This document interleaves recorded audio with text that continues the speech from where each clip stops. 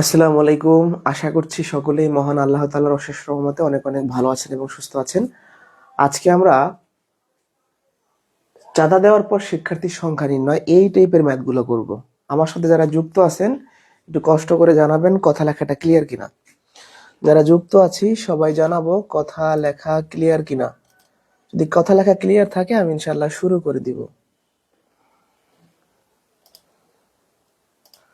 যারা যুক্ত আছি জানাবেন কথা লেখাটা ক্লিয়ার কিনা।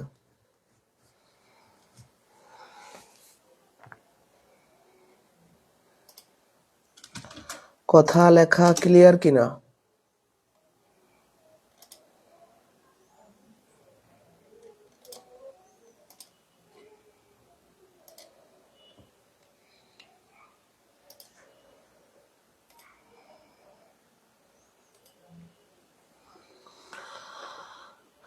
কথা লেখা ক্লিয়ার কিনা। ক্লিয়ার থাকলে শুরু করব। আজকের ম্যাথগুলো কিন্তু খুবই গুরুত্বপূর্ণ, বেসিক শর্টকাট দুটোই দেখাবো। একটু আমাকে কমেন্টে জানাবেন কথা লেখাটা ক্লিয়ার আছে কিনা। যদি ক্লিয়ার থাকে আমি শুরু করে দিব।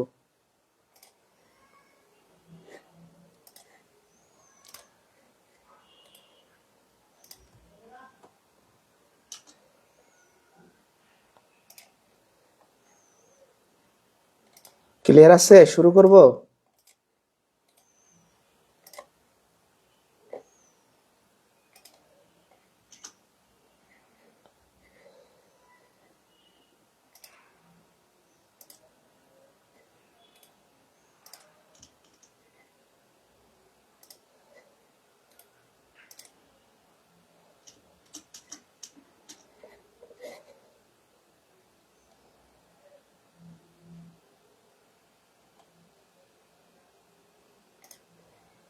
ওকে, আশা করছি ক্লিয়ার আছে।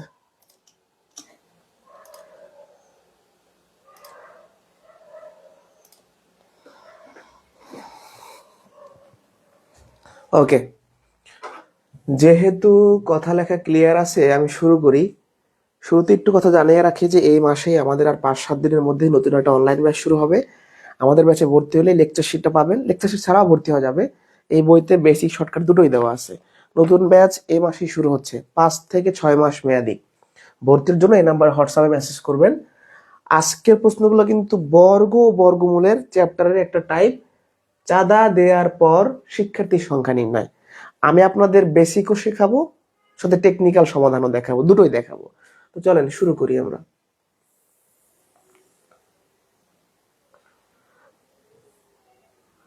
প্রশ্নর ধরনটা হলো এরকম যে চাঁদা দেওয়ার পর শিক্ষার্থীর সংখ্যা বের করতে বলবে। এই সমস্ত প্রশ্ন কয়েক সেকেন্ডেও আমরা করব, টেকনিকও দেখবো, বেসিকও দেখবো।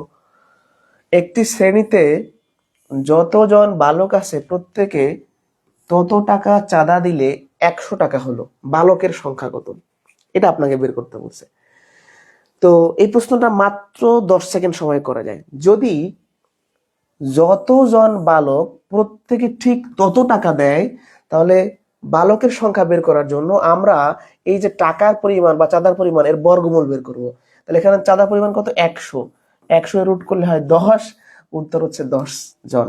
তাহলে এই প্রশ্নটা করতে আমাদের সময় লাগছে 2 থেকে 5 সেকেন্ড। কি বলছি? যদি যতজন বালক, দেখেন যদি যতজন বালক তত কথাটি উল্লেখ থাকে, মানে বালকের সংখ্যা আর টাকার সংখ্যা যদি সেম হয় প্রত্যেকের, তাহলে আমরা জাস্ট টাকার উপর রুট করে দিলে উত্তর শেষ। এটা গেল শর্টকাট টেকনিক। হ্যাঁ, এবার আমরা লিখিত নিয়মে শিখবো। হ্যাঁ, এটা তো আমরা লিখিত নিয়মে শিখবো। একটু বড় করে দিচ্ছি। লিখিত নিয়মটা কি হবে? আমরা যেহেতু বালকের সংখ্যা জানি না, ধরি বালকের সংখ্যা, ধরি বালকের সংখ্যা এক্স জন। এবার বলছে যতজন বালক প্রত্যেকে তত টাকা দিবে, তাহলে একজন বালক হলে প্রত্যেকে এক্স টাকা দিবে। এটা সত্য কিনা? আমি যদি বলি আমার ক্লাসে 5 জন আছে, তাহলে এখন বললাম যে যতজন আপনারা আছেন প্রত্যেকে তত টাকা দিবেন, তাহলে 5 জন থাকলে প্রত্যেকে 5 টাকা দিবে। এটা আমরা বুঝি, তাই না? তাহলে বলছে যতজন বালক প্রত্যেকে তত টাকা দিবে, প্রত্যেক মানে একজন। তাহলে বালক যদি একজন ধরি তাহলে প্রত্যেকে এক্স টাকা দিবে। তার মানে একজন বালক দেয় এক্স টাকা। এবার বালকের সংখ্যা কত ওই ক্লাসে একজন, তাহলে একজনে মিলে মোট টাকা বেশি হবে, বেশি হইলে গুণ হয় এক্স এর স্কোয়ার টাকা। এটা অনেকে বুঝি না, আমি একটু বুঝাই দিছি। বললাম যে আমার ক্লাসে 5 জন আছে, এবার বললাম যতজন আছেন প্রত্যেকে তত টাকা দিবেন, তাহলে একজনে 5 টাকা দিবে, তাহলে 5 জনে 5 5 25 টাকা দিবে, তাহলে একজনে এক্স টাকা দিবে, একজনে এক্স এর স্কোয়ার টাকা দিবে।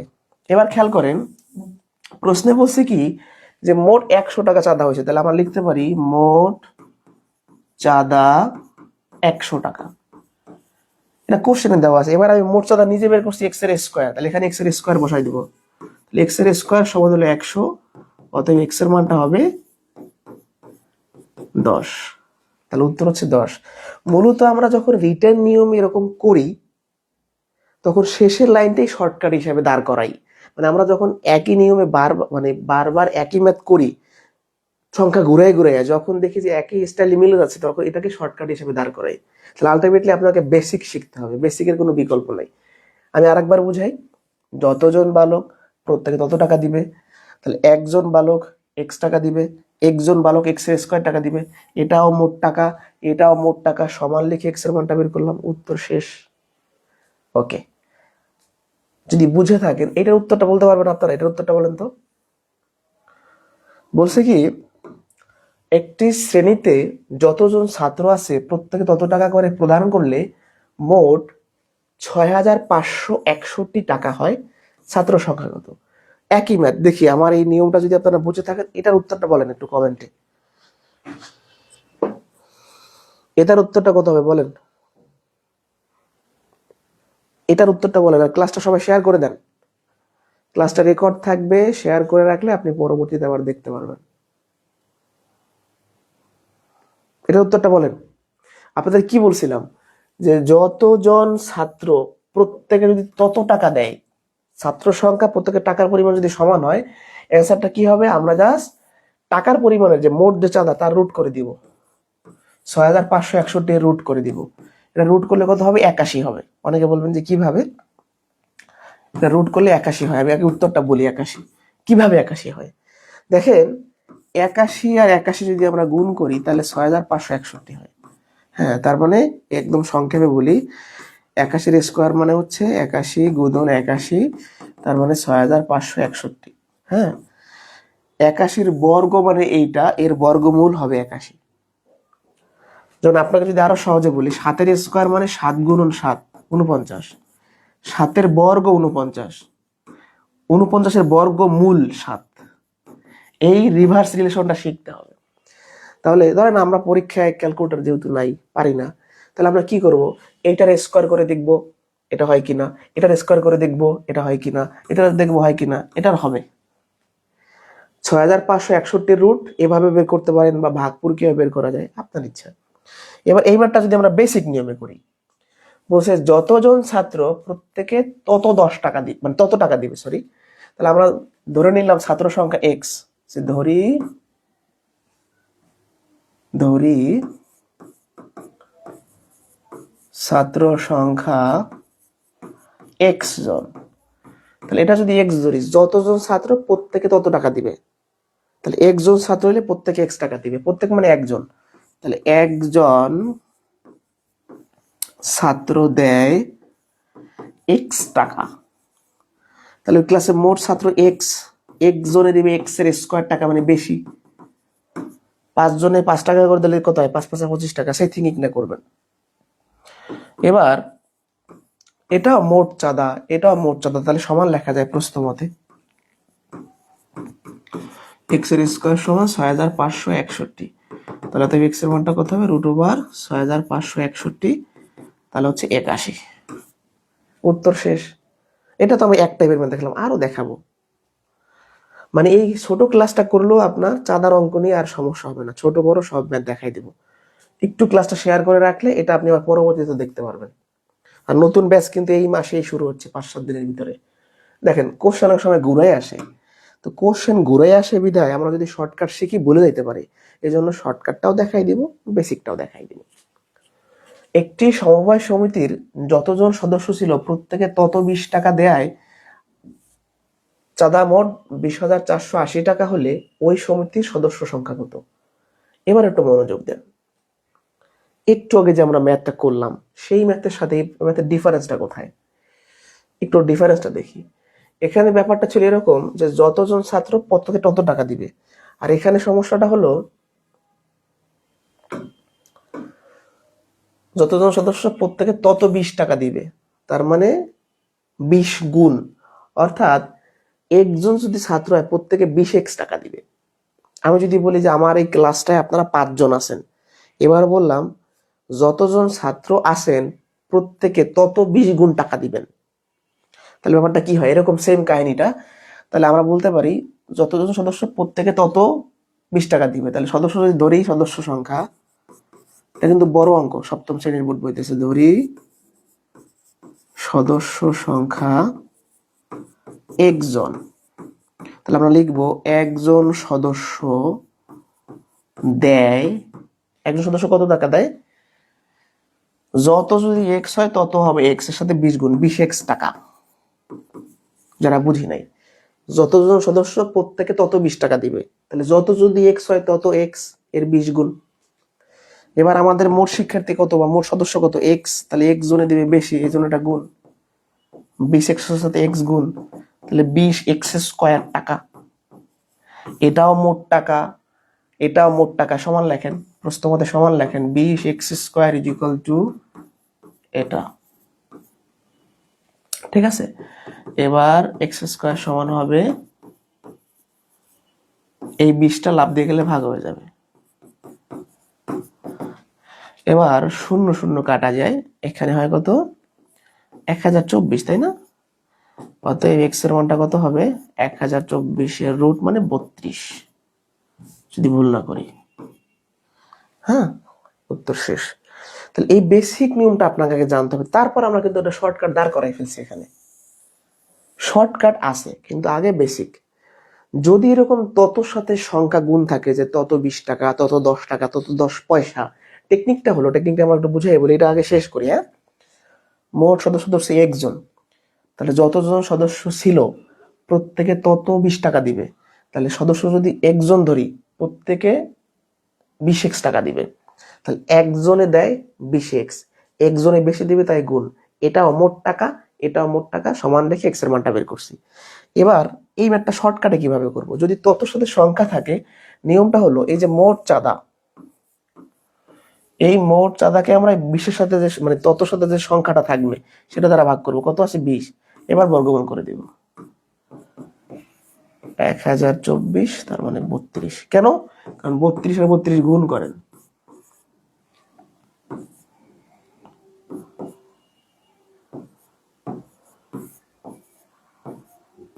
1024, 32 এর স্কয়ার মানে 1024, তাহলে 1024 এর বর্গমূল মানে 32। এবার যারা দীর্ঘদিন ধরে চাকরির প্রস্তুতি নিচ্ছে বা যারা বিসিএস এর বিগত কোশ্চেন গুলো দেখছে, অর্থাৎ যারা জব সলিউশন পড়ছে, এই ম্যাথটা বুঝতে অসুবিধা হয় নাই এমন মানুষ কম আছে। মানে যারা একটু ম্যাথ কম বোঝে তাদেরই এই ম্যাথটা বুঝতে অসুবিধা হবে স্বাভাবিকভাবে। প্রশ্নটা আমরা ভালো করে পড়তে চাই আগে। একটি শ্রেণীতে যতজন ছাত্রছাত্রী আছে প্রত্যেকে তত 10 পয়সার চেয়েও আরো 25 পয়সা বেশি করে চাঁদা দেওয়ায় মোট 75 টাকা উঠলো। ওই শ্রেণীর ছাত্রছাত্রীর সংখ্যা কত? 34তম বিসিএস প্রিলিমিনারি পরীক্ষায় আসছে এই কোশ্চেনটা। তো এটা আসলে শর্টকাটে করা যায় না, এটা বিস্তারিত নিয়মে আমরা করব। তা আবারও বলছি, এই প্রশ্নটা কিন্তু বুঝতে অসুবিধা হইতে পারে, ঠান্ডা মাথায় বুঝে রাখেন, আর ভুল হবে না কখনোই। তো আমরা ফার্স্ট অফ অল মোট ছাত্রছাত্রী জানি না, ধরে নিব, ধরি মোট ছাত্রছাত্রীর সংখ্যা x জন, এটা আমরা ধরে নিছি যে মোট ছাত্রছাত্রীর সংখ্যা x জন। এবার প্রশ্ন বলছে কি, যতজন ছাত্রছাত্রী প্রত্যেকে তত পয়সা, তাহলে যতজন মানে যত যদি x ধরি তত হবে x, মানে ছাত্রছাত্রী যদি x ধরি তাহলে প্রত্যেকে x পয়সা দিবে। এখন বলছে তত পয়সার চেয়েও আরো 25 পয়সা বেশি দেবে, তার মানে একজন তো x পয়সা দিবে, তার সাথে আরো 25 যোগ করে x প্লাস 25 পয়সা দিবে। মানে ব্যাপারটা এরকম, তাহলে একজন ছাত্র বা ছাত্রী দেয় এক্স প্লাস 25, এইটা অনেকে বুঝবে না, এক্স প্লাস 25 কেন তারা বুঝাই দিচ্ছেন, একটু দাঁড়ান আপনারা। যতজন ছাত্রছাত্রী প্রত্যেকে তত পয়সা, এই লাইনের জন্য কি একজন ছাত্রছাত্রী প্রত্যেকে এক্স পয়সা, এইটা বুঝছেন? তাহলে প্রত্যেক মানে একজন, তাহলে একজনে এক্স পয়সা দিবে, লিখলাম। এক্স পয়সা দেওয়ার পরে এর চেয়ে আরো 25 পয়সা বেশি মানে 25 যোগ, এবার কিন্তু গুণ না। যদি বলতো তত 20 বা তত 25, তখন আমরা গুণ করতাম। তত পয়সার চেয়ে আরো 25 পয়সা বেশি মানে 25 যোগ পয়সা। তাহলে একজনে দিবে কত বেশি দিবে, গুণ হবে এটা এর সাথে এক্স গুণ, তাহলে আলটিমেটলি কত হচ্ছে এক্স স্কোয়ার প্লাস 25x পয়সা। এবার খেয়াল করেন, এই ম্যাথে আরো একটা ঝামেলা আছে, একটা ঝামেলা তো ক্লিয়ার করলাম, আর একটা ঝামেলাটা হলো আমার যে মোট টাকাটা বের হয়েছে এটা পয়সা এককে বের হয়েছে, কিন্তু কোয়েশ্চেনে দেওয়া আছে কি টাকায়, কি একটা ঝামেলা। তাহলে কোনো সমস্যা নেই, আমরা বের করে ফেলতেছি। প্রশ্ন মতে এটাও মোট চাঁদা, এটাও মোট চাঁদা, কিন্তু ঝামেলাটা হলো সমান চিহ্ন যেহেতু আছে তাহলে দুই পাশ সমান হইতে হবে। এটা কিন্তু পয়সা, আর এই 75 কিন্তু টাকা, টাকাটাকে পয়সা কনভার্ট করতে হবে। আমরা জানি কি 1 টাকায় 100 পয়সা, তাহলে 75 টাকায় 75 গুণন 100, মানে এই 100 কই থেকে আসলো, এই প্রশ্নটা যদি আপনার মনের মধ্যে জাগে যে এই 100 কই থেকে আসলো, এখানে কি লিখছি পয়সা, এটা কি লেখা আছে টাকা, তাহলে টাকাটাকে পয়সা কনভার্ট করছি। 75 টাকা মানে 7500 পয়সা। এবার আমরা মিডল টার্ম করবো, এখানে এক্স স্কোয়ার প্লাস 25x, এটা এই পাশে বিয়োগ হয়ে যাবে 7500 সমান হচ্ছে 0। এবার মিডল টার্ম করবো আমরা, হ্যাঁ, তাহলে এটাকে ভাঙানো যায় 100x মাইনাস 75x। কিভাবে ভাঙাইলাম, এই দেখেন 7500 কিভাবে ভাঙানো যায়, যে 100 গুণন 75, 100 আর 75 গুণ করলে 7500 হয়, আবার 100 থেকে 75 বিয়োগ করলে 25 হয়। মিডল টার্ম জিনিসটা হলো এক্স স্কোয়ারের সহগ আর শেষ সংখ্যা গুণ ফল নিতে হবে, সেই গুণ ফলটাকে এমন ভাগে ভাঙাবো যেন গুণ করলে ওইটা হয়, আবার যোগ বিয়োগ করলে মাঝেরটা হয়। দেখেন 7500 মানে ভাঙাইলাম 100 গুণন 75, এটা গুণ করলে এটা হচ্ছে, আবার বিয়োগ যোগ করলে 25 হচ্ছে। ওকে, মিডল টার্ম করতেছে আর কি, এই দুটা পর থেকে এক্স কমন যাচ্ছে, এক্স প্লাস 100, এখান থেকে মাইনাস 75 কমন যাচ্ছে, এক্স প্লাস 100। 100 কেন বলেন তো, আপনি যখন মাইনাস 75 কমন নিছেন, কমন না মানে ভাগ, তাহলে এটা ভাগ করলে এক্স থাকে, আবার মাইনাস 75 দিয়ে মাইনাস 7500 কে ভাগ করলে প্লাস 100 থাকে, মাইনাস মাইনাস কাটা যাচ্ছে, এটা আবার কমন যায়, তাহলে এখানে একটা এক্স থাকে, এখানে মাইনাস 75 থাকে। এবার আসেন, এই দুটো উৎপাদকের প্রোডাক্ট 0 বা গুণফল 0, তার মানে হলো এটা সমান একবার 0 লিখবো, এটা সমান একবার 0 লিখবো, তাহলে আমরা এটা সমান একবার 0 লিখবো, সেম ভাবে এটা সমান একবার 0 লিখবো। তাহলে এখানে এক্স এর মানটা কত হচ্ছে, ওই 100টা এই পাশে মাইনাস হয়ে যাবে, মাইনাস, এখানে এক্স এর মানটা কত হচ্ছে প্লাস 75। এখন উত্তর কোনটা হবে, 75 নাকি 100? 75 হবে, কারণ মাইনাস 100 তো কখনো অ্যান্সার হইতে পারে না, কারণ আমরা এক্সট্রা কি ধরছি ছাত্রছাত্রীর সংখ্যা, ছাত্রছাত্রীর সংখ্যা কি কখনো ঋণাত্মক হয়, হয় না, তাহলে এটা গ্রহণযোগ্য নয়, উত্তর হচ্ছে 75। উত্তর শেষ, ঠিক আছে, উত্তর হচ্ছে 75। বুঝতে পারছেন কিনা?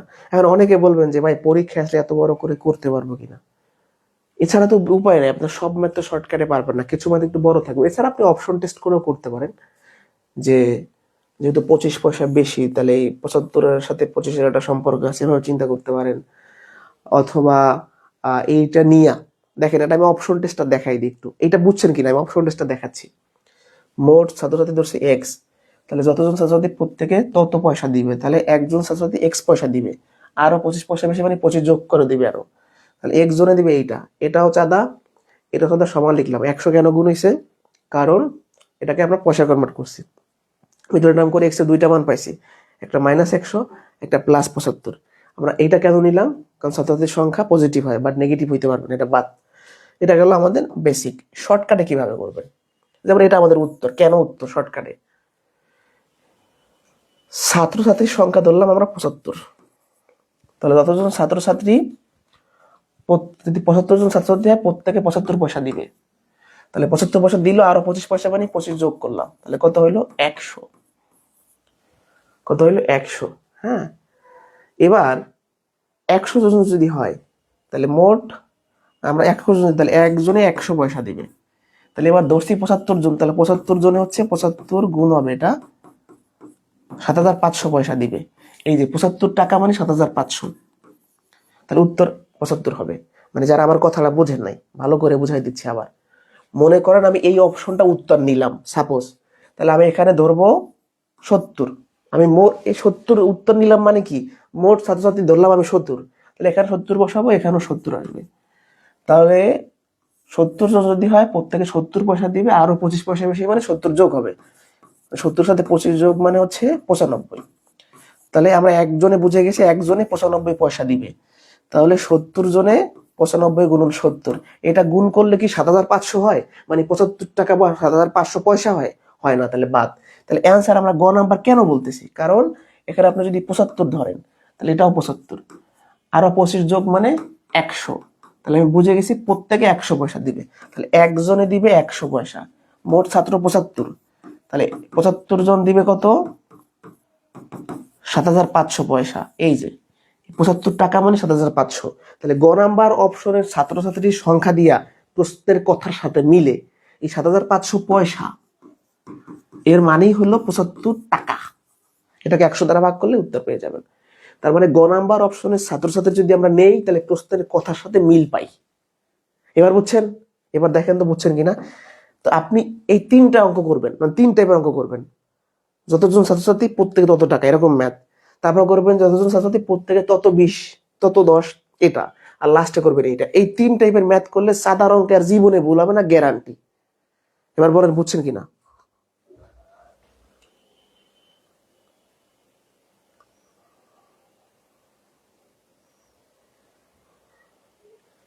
বুঝতে পারছি। তা আমাদের মানে পাবলিক আসলে এই ধরনের ম্যাথ চায় না। তারা চায় একটা বীজগণিতের ম্যাথ নিয়ে আসবো, 2 লাইনে করে দেবো, শেষ। লাভ ক্ষতির শর্টকাট দেখাবো, 2 লাইন করে দেবো, শেষ। এইগুলো হচ্ছে ম্যাথ ভাই। চাকরি পরীক্ষা তো সবসময় সহজ জিনিস আসবে না, আসবে?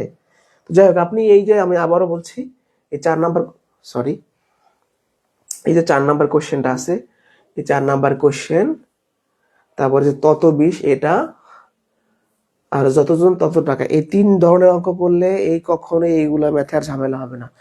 আর একটা কথা বলে রাখছি, আমরা কিন্তু এই মাসে 26 তারিখ থেকে ইনশাল্লাহ নতুন একটা ব্যাচ শুরু করব। মাত্র 200 টাকায় আপনি 6 মাস ক্লাস করতে পারবেন, তাও স্মার্ট বোর্ড। এটা কিন্তু লাখ লাখ টাকা খরচ কিনতে। যাই হোক, 200 টাকা আপনি 6 মাস ক্লাস করতে পারবেন। আর যদি এই বইটা নেন তাহলে আপনার 550 টাকা টোটাল, বই সহ, কুরিয়ার চার্জ সহ। আপনার ইচ্ছা, আমরা বই সহ ভর্তি নিতাম, তা অনেকে চায়, অনেকে চায় না, তাই বইয়ের হিসাবটা বাদ। নিলে নিবেন, না নিলে সমস্যা নাই। তো ভর্তির জন্য এই নাম্বারে হোয়াটসঅ্যাপে নক করবেন। পূর্ণ একটা কোর্স করাই দেবে, A to Z, গণিতের যা আছে শিখাই দিব, যাতে চাকরি পরীক্ষা কোনো ঝামেলা না হয়।